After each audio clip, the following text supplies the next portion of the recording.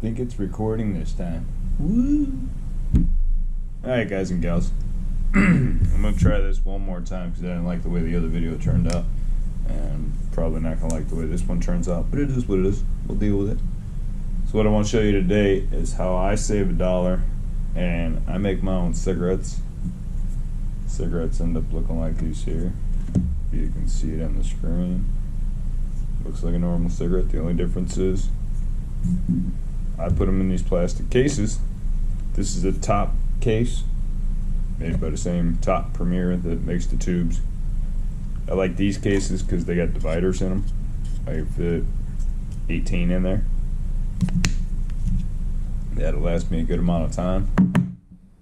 I'll show you what I got going on here. So here's the box of tubes that I buy at the store. Shadow where the camera's there. I'm gonna figure out how to fix that. But you can see these ones. This is what I've been using for the last 15-20 years, whatever. Comes $2.50 in a box. That might change. It used to be $200.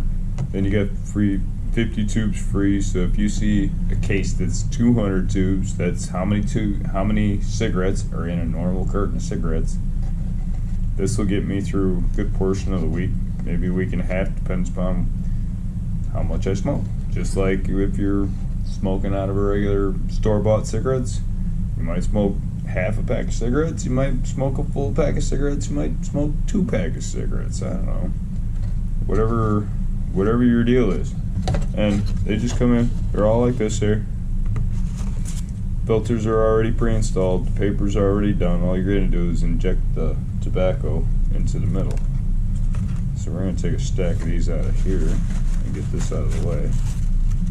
And I'm going to move the ashtray because it's right where I want to put the tubes, because that's how I've got a set of procedures that I do, more or less.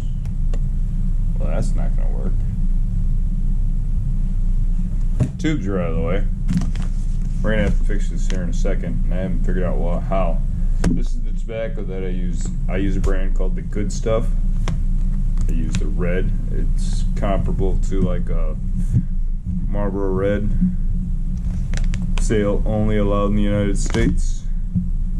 Gives you the California warning. Everything causes cancer. It's nicotine. It's addictive. Don't be under 18. Blah, blah, blah, blah. Same thing back here. There's the barcode if you need it. I've ordered this from online companies in the past. You guys send a picture of your ID and all that good stuff. This is 1 pound. This will get me through probably, I'd say 500, 600 tubes I could fill with this. Maybe a little bit more, depends upon how tight I pack them. I like my cigarettes packed pretty tight.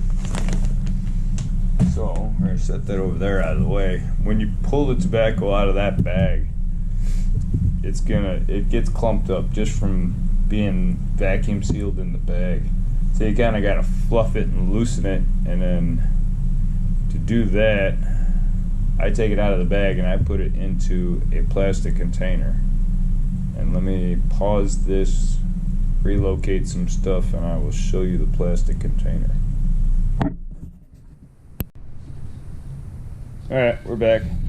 This is going to get a little weird because, well, this is the container I put my tobacco in.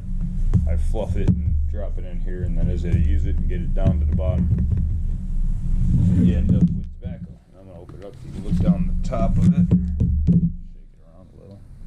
So you can see, it's tobacco. But if I grab a hold of it, see how that's a big clump? What I do is I just fluff it.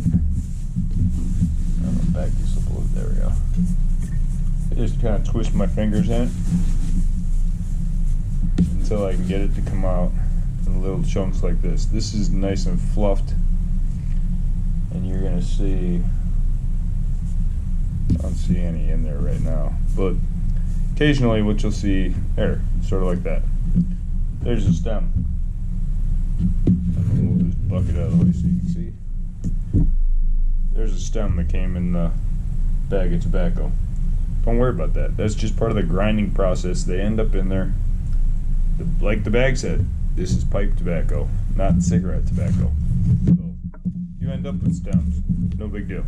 The machine I use is a electric machine. Brand name is Powermatic cigarette tube injector. Made in China. But it works. There you go. The Powermatic II. It's got this little handy dandy tray here.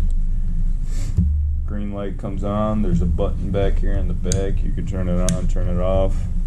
The red light is for when you put too much tobacco in it and it jams up. We're not going to show that today because you guys don't need to see that. But if you do jam it up, where's it at? The machine comes with a brush to clean the machine.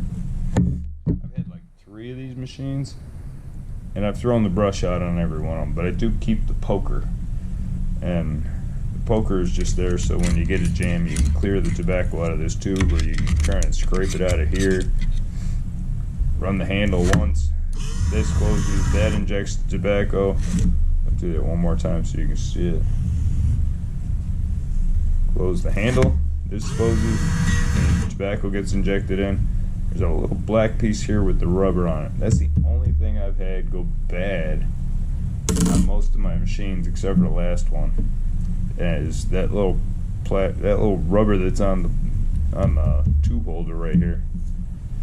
After I don't know how many millions of cigarettes I made with it, it wears out and falls off, and then the tubes don't stay, and they go flying wherever they want to go flying.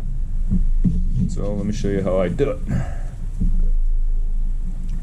Take a handful, toss it on top, fill the corners fuller first, and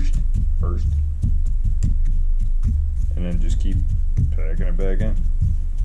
Go back and forth across it. You know, once I pack it into the corners, I go back and forth a little bit. There you go. Looks pretty good, feels pretty good. I like my cigarettes pretty tight, so these are, you know, if you're the old school Marlboro Red guy that got them and beat the cigarettes in the palm of your hand before you smoked them, that's me. So you just grab a tube, ends open, slide it over. You're gonna see all I do is pull the handle, catch the cigarette.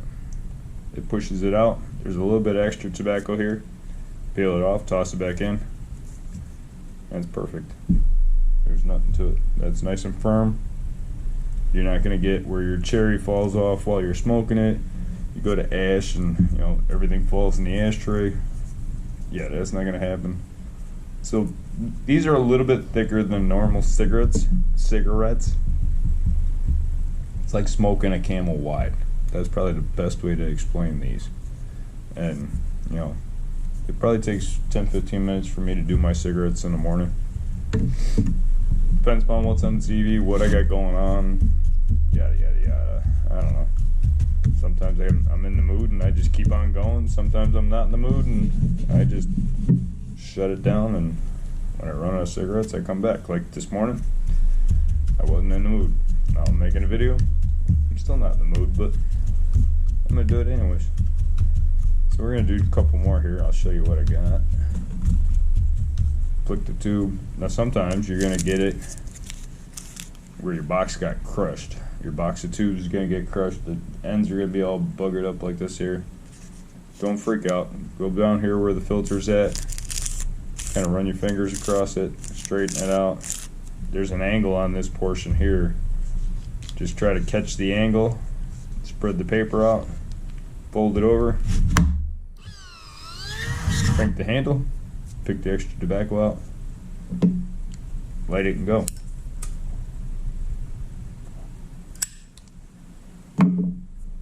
Easy peasy. It's better than store-bought cigarette. There's no chemicals in these. Let me bring that one over here. That was just for display purposes. There's no chemicals in them. It's pipe tobacco, so I don't know why they don't put chemicals in the pipe tobacco, and I don't really care why they don't put the chemicals in the pipe tobacco. It just tastes better for you, I think.